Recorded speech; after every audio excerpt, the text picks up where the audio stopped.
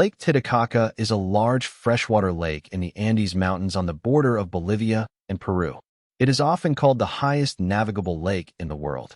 Titicaca is the largest lake in South America, both in terms of the volume of water and surface area. It has a surface elevation of 3,812 meters, 12,507 feet. The western part of the lake lies within the Puno region of Peru, and the eastern side is located in the Bolivian La Paz department. 5 major river systems feed into Lake Titicaca. In order of their relative flow volumes, these are Ramus, Coata, Alave, Huancane, and Suches. More than 20 other smaller streams empty into Titicaca. The lake has 41 islands, some of which are densely populated.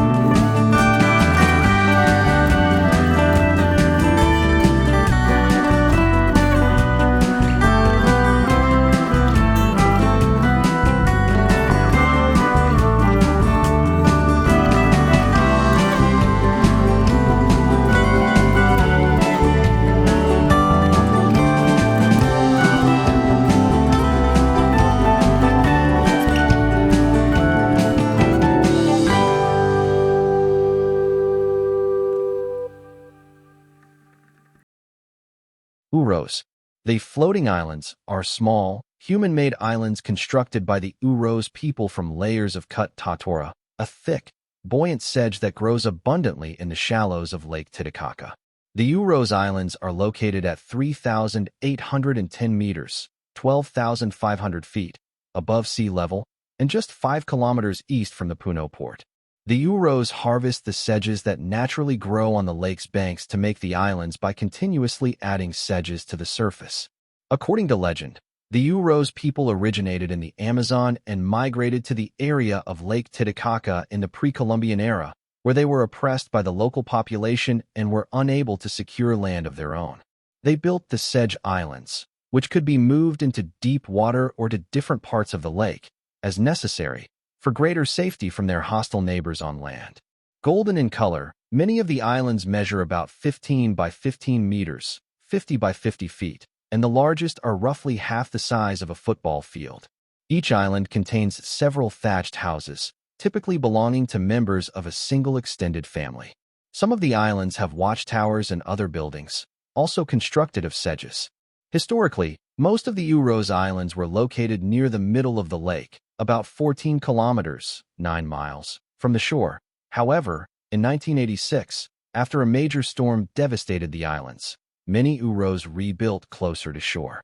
As of 2011, about 1,200 Uros lived on an archipelago of 60 artificial islands, clustering in the western corner of the lake near Puno, Titicaca's major Peruvian port town. The islands have become one of Peru's tourist attractions, allowing the Uros to supplement their hunting and fishing by conveying visitors to the islands by motorboat and selling handicrafts. The Uros are an indigenous people of Bolivia and Peru. They live on a still-growing group of about 120 self-fashioned floating islands in Lake Titicaca near Puno. They form 3 main groups: the Urushchapaya, Urus-Morado, and Urusarudo. The Urusarudo still inhabit the Bolivian side of Lake Titicaca and the Desaguadero River. According to legend, the Uros descend from a people that spoke the Pequena language. While most of the Uros have shifted to Aymara and Spanish, two people still spoke in 2000 for the nearly extinct Uros language, which is closely related to the Chipaya language. The Uros considered themselves the owners of the lake and water.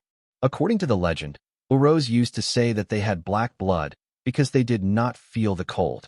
They historically called themselves Lupihakes, sons of the sun. Although the Uros language is nearly extinct, the Uros continue to maintain their identity and some old customs.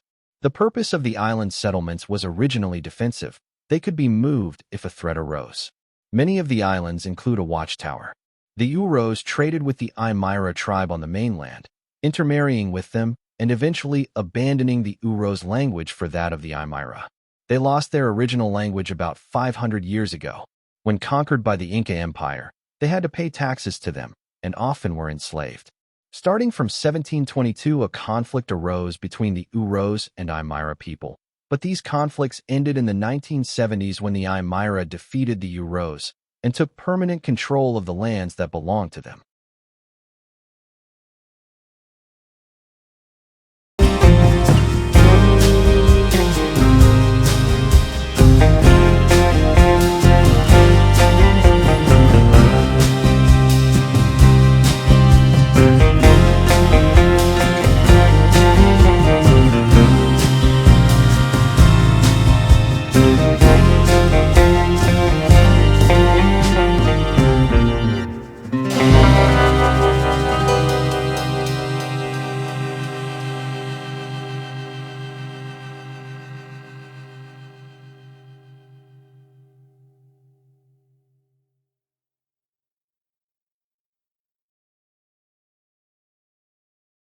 The Uros use bundles of dried tatora reeds to make reed boats and to make the islands themselves. The larger islands house about 10 families, while smaller ones, only about 30 meters wide, house only 2 or 3 families. Each island lasts about 25 years. After 25 years, water seeps through the reeds, and the inhabitants build a new island and let the old ones sink to the bottom of the lake. The islets are made of multiple natural layers harvested in Lake Titicaca. The base is made of large pallets of floating tatora roots, which are tied together with ropes and covered in multiple layers of tatora reeds. These dense roots that the plants develop and interweave form a natural layer called kili, about 1 to 2 meters thick, which are the main flotation and stability devices of the islands. Each floating block of kili measures approximately 4 m times 10 m, 13 feet times 33 feet. The blocks used to be harvested with eucalyptus wedges, but are now sourced using 1.5 meters for 0.9 feet, long metal saws custom made for this purpose. They are anchored with ropes attached to large eucalyptus poles driven into the bottom of the lake. Once the kili pallets are tied together and anchored, multiple layers of cut reeds are added. The bottom layer of covering reeds rot away fairly quickly, so new reeds are added to the top constantly, about every 2 weeks to 3 months, depending on weather. This is especially important in the rainy season when the reeds rot much faster. Tourism via boats from Puno has become the primary financial income for people living on the islands. Most islands feature a standardized shower building with tile roofs, water heating cells, and a hot water boiler to allow for warm showers. Houses on the floating islands are mostly made of reeds too. Some have corrugated metal roofs. Few are insulated. All houses are built on top of an extra 1 meter, 3.3 feet, layer of dry reeds to prevent rheumatism. Food is classically cooked in pots on pottery stoves. These are placed on flat stones to prevent the flammable reed islands from catching fire. To relieve themselves, tiny outhouse islands are placed near the main islands with simple toilets installed in them. The ground root absorbs the waste.